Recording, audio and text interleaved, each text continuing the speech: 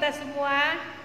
Apa kabarnya Bapak, Ibu, dan saudara-saudari yang terkasih dimanapun berada?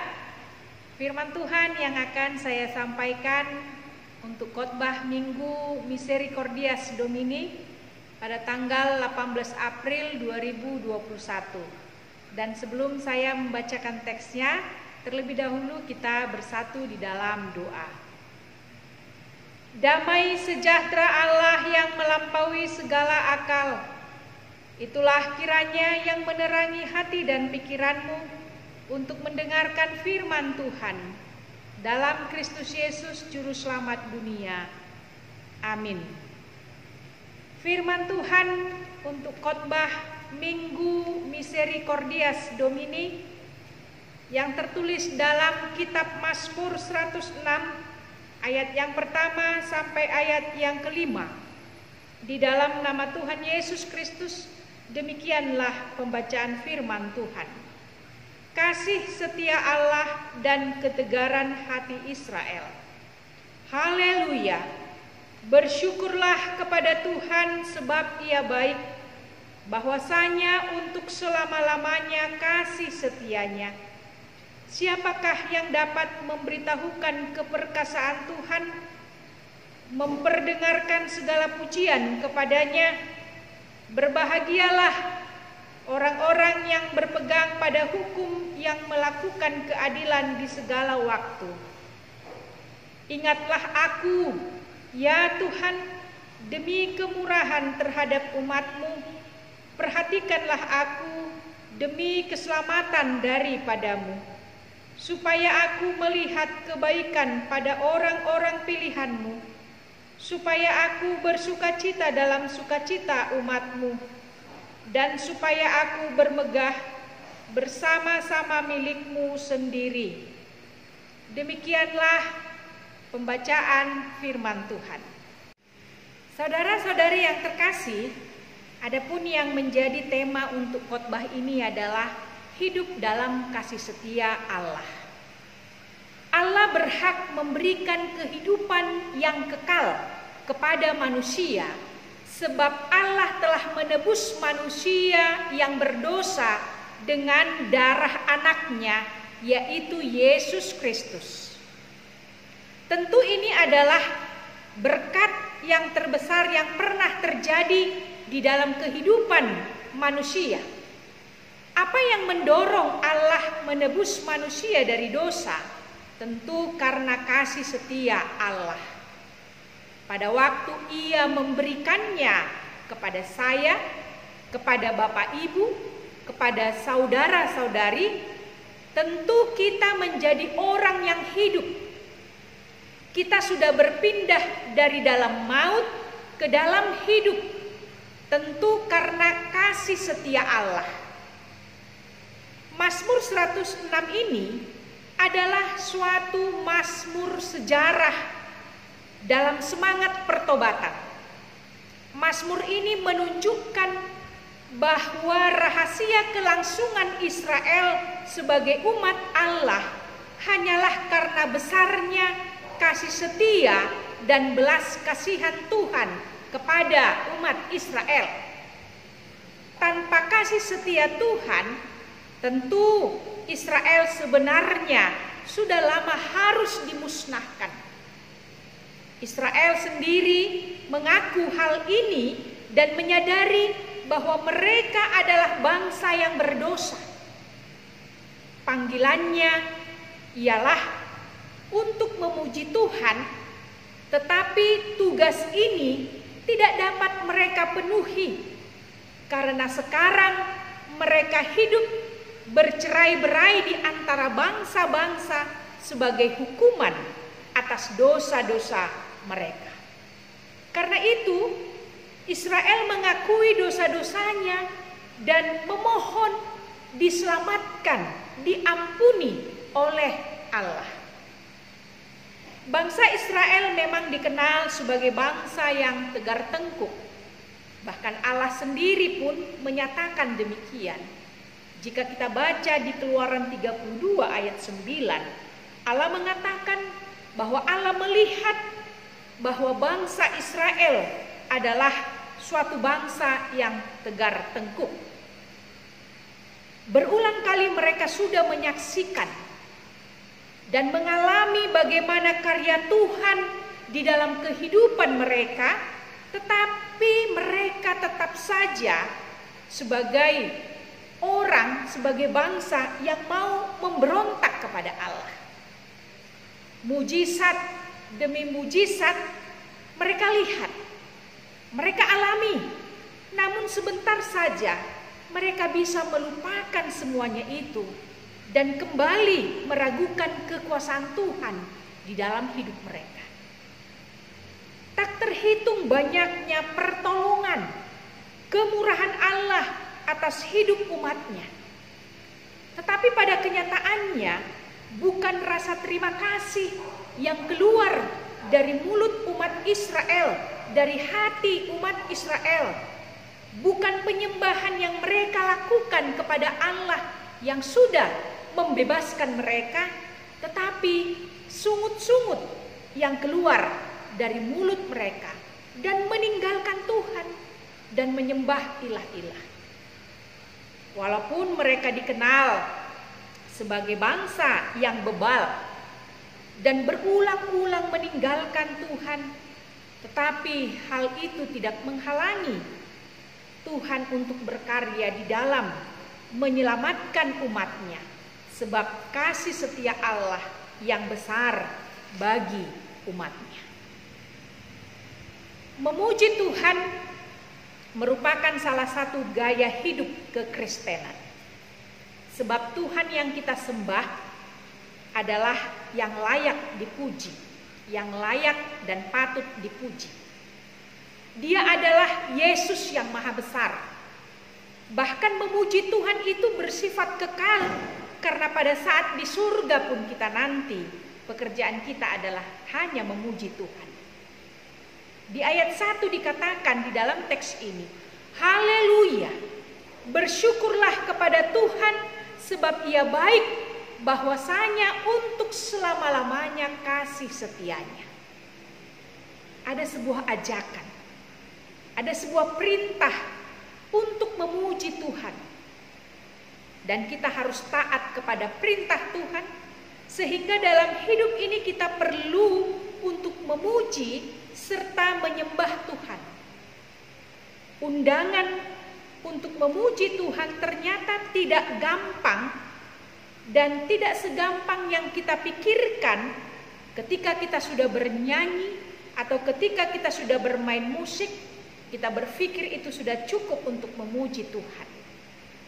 Tetapi memuji Tuhan itu harus terlihat di dalam perbuatan dan tindakan kita dalam setiap harinya.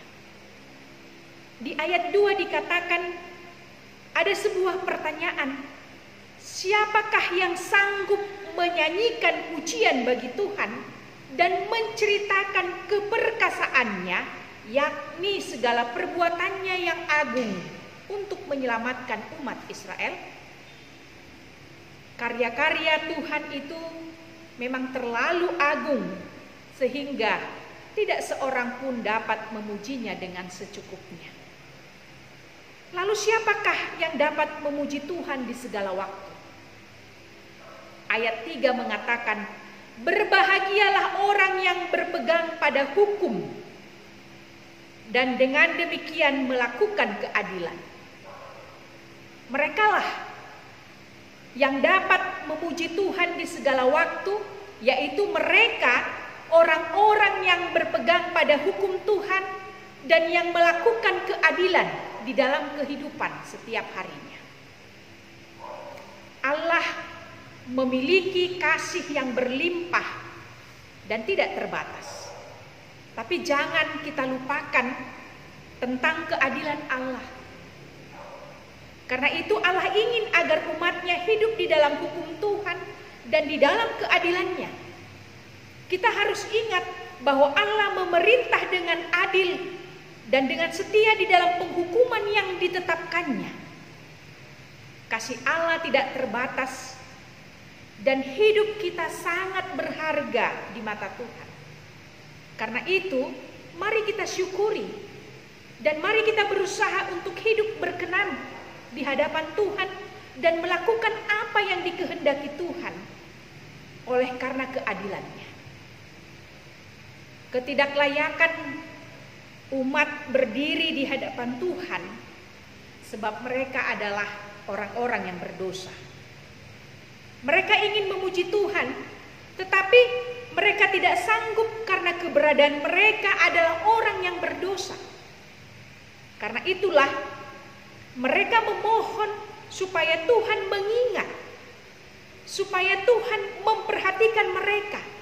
Artinya menyatakan belas kasih-Nya kepada mereka. Mereka menginginkan Tuhan menyatakan belas kasih-Nya kepada mereka karena mereka adalah orang-orang yang berdosa.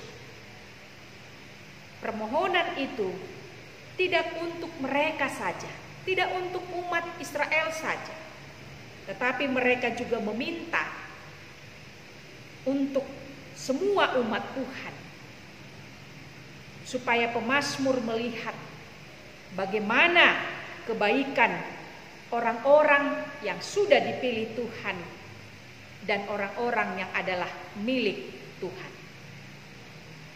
Saudara-saudari yang terkasih di dalam nama Tuhan Yesus Kristus, betapa berbahagianya ketika kita bisa melakukan keadilan Tuhan dan ketika kita bisa melakukan hukum-hukum Tuhan di dalam kehidupan kita. Betapa berharganya kasih setia Tuhan sehingga Tuhan mengampuni kita dari segala dosa dan kejahatan kita.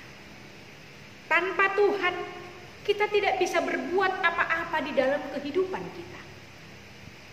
Keselamatan, ketenangan, kedamaian, perlindungan, kenyamanan, keberhasilan hidup yang sejati tidak dapat kita peroleh atau tidak dapat kita temukan di luar Tuhan. Sekalipun kita pergi ke daerah, ke negara lain di belahan bumi ini, kita tidak menemukannya di luar Tuhan. Ketika kehidupan kita berjalan dengan baik, keluarga yang berbahagia, karir yang menjanjikan, penghasilan yang cukup, badan yang sehat, bahkan ketika kita masih dapat menghirup udara setiap harinya secara gratis, kita percaya itu karena kasih setia Allah. Lalu bagaimana dengan orang-orang yang penuh dengan pergumulan hidup? Mereka yang mengalami kelaparan, mereka yang mengalami sakit penyakit, mereka yang mengalami kemiskinan, keluarga yang berantakan, mereka yang mengalami ketidakadilan dan teraniaya, bahkan terancam di dalam hidupnya. Apakah Tuhan tidak mengasihi mereka? Apakah kasih setia Tuhan tidak tinggal di dalam hidup mereka? Sesungguhnya dengan semua kesulitan pergumulan hidup yang mereka alami, Allah tidak pernah meninggalkan manusia itu. Allah terus memberi manusia itu kekuatan untuk dapat melalui hari-hari yang penuh sulit itu. Seperti Tuhan yang begitu setia memelihara, menyertai, melindungi, dan menjaga umatnya. Walaupun umat Israel selalu melakukan pelanggaran dan tidak setia kepada Tuhan, demikian juga kasih setia Tuhan dalam hidup kita hingga pada saat ini. Kebaikan Tuhan nyata dalam kasih setianya yang tidak berkesudahan dan tidak habis-habisnya kasih setia Tuhan. Kasih setia Tuhan dan rahmat Tuhan itu selalu baru setiap paginya. Dan itu dinikmati oleh seluruh umat manusia di tengah-tengah dunia ini. Hal ini menyatakan bahwa Tuhan selalu bersifat dan bersikap dinamis terhadap manusia. Ia bukanlah Tuhan yang mengasihi tergantung kepada perbuatan manusia itu, melainkan Ia mengasihi manusia sesuai dengan hakikatnya, bahwa Allah itu adalah kasih. Sekalipun manusia tidak setia kepadanya, Allah tetap mengasihi dengan kasih setianya kepada manusia. Saudara-saudari yang terkasih, ada beberapa hal yang boleh kita renungkan melalui nats khotbah ini. Yang pertama, bersyukurlah kepada Tuhan sebab Ia baik. Sudahkah kita sungguh-sungguh menghayati kasih setia Allah di dalam hidup kita ini? Sehingga kita mempercayai bahwa semua yang kita dapat, bahwa semua yang kita capai, bahwa semua yang kita raih adalah karena kasih setia Tuhan yang besar di dalam hidup kita. Hidup di dalam kasih setia Tuhan akan membuat kita mampu bersyukur dan memuji Tuhan, mampu bermisericordias Domini. Yang kedua, mau datang kepada Tuhan dan memohon belas kasih-Nya. Kesadaran akan hidup kita yang penuh dengan dosa ini akan membuka mata kita untuk melihat betapa hebatnya, betapa besarnya kasih setia dan belas kasihan Tuhan kepada kita. Sehingga kita tidak akan pernah melupakan pemeliharaan dan karya Tuhan di dalam hidup kita. Yang ketiga dan yang terakhir, menikmati sukacita bersama dengan sesama manusia. Sukacita yang sejati bukan berasal dari dunia ini dan bukan dipengaruhi, ditentukan oleh situasi dan keadaan kita, tetapi berasal dari Tuhan. Sukacita yang dari Tuhan akan terus mengalir dalam situasi yang bagaimanapun, baik di masa-masa sulit maupun di masa-masa bahagia. Sukacita seperti inilah yang harus kita miliki, sukacita yang senantiasa membuat kita tetap memiliki pengharapan sekalipun jalan seakan tertutup. Karena kita sudah merasakan dan menikmati bagaimana besarnya kasih setia Tuhan di dalam hidup kita. Amin. Kita kembali berdoa. Terima kasih ya Tuhan atas segala kasih setiamu yang begitu besar di dalam kehidupan kami. Kami menyadari bahwa hidup kami tidak bisa terlepas dari Tuhan. Karena segala yang kami capai, segala yang kami raih di dalam kehidupan kami adalah merupakan pemberian Tuhan. Ketika kami bekerja dan beraktivitas, Tuhan menolong kami.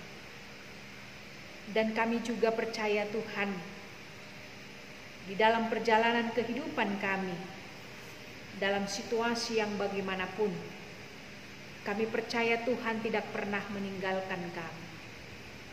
Tetapi Tuhan akan menuntun dan memelihara hidup kami, sehingga kami dapat melalui segala hal yang menyulitkan di dalam kehidupan kami. Sehingga sukacita kami yang kami alami adalah sukacita yang sejati, yang berasal dari Tuhan dan bukan berasal dari dunia ini. Terima kasih ya Tuhan. Kami sungguh bersyukur jika setiap harinya kami dapat menikmati kasih setiamu yang besar. Biarlah kami dapat meresponnya di dalam kehidupan kami melalui perbuatan-perbuatan kami yang baik kepada sesama kami manusia, dan kami bisa melakukan keadilan dan hukum-hukum Tuhan di dalam kehidupan kami melalui tindakan kami setiap harinya. Terima kasih Tuhan, inilah doa kami yang kami sampaikan di dalam nama anak-Mu Tuhan Yesus Kristus. Kami berdoa kepadamu. Amin.